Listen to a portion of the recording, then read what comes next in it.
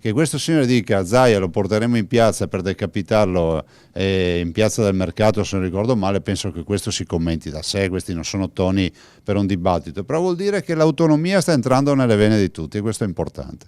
Il governatore del Veneto cerca di smorzare i toni dopo le accese polemiche scoppiate in seguito alle dichiarazioni rilasciate ai nostri microfoni dal costituzionalista Massimo Villone, che aveva risposto così alla domanda che ricordava come, secondo il presidente Zaia, l'autonomia delle regioni aumenta la responsabilizzazione delle amministrazioni locali nell'utilizzo delle risorse. Ma io invito il presidente Zaia a venire lui a fare il governatore, a patto che poi, se non si responsabilizza abbastanza, lo portiamo a Piazza Mercato e gli tagliamo la testa. Il Sud si affrancherà se si batterà con noi per l'autonomia, ha spiegato poi Zaia. Finalmente andrà al Vedo e vedrà in questa azienda virtuale gestita da alcuni se è vero che sono così bravi ad amministrare oppure no. Una regione che esporta malati, a mio avviso, non è una regione da premiare. Le dichiarazioni di Villone erano arrivate al termine di un confronto tenutosi a Padova proprio sull'autonomia. Mi spiace non essere stato lì al faccia a faccia, altrimenti avrei potuto spiegare che quella malizia che ci mettono e quella voglia di dire che il progetto del Veneto affamerà il Sud o sarà la secessione dei ricchi rappresenta una marea di boiate che questi signori dicono perché non hanno altri argomenti.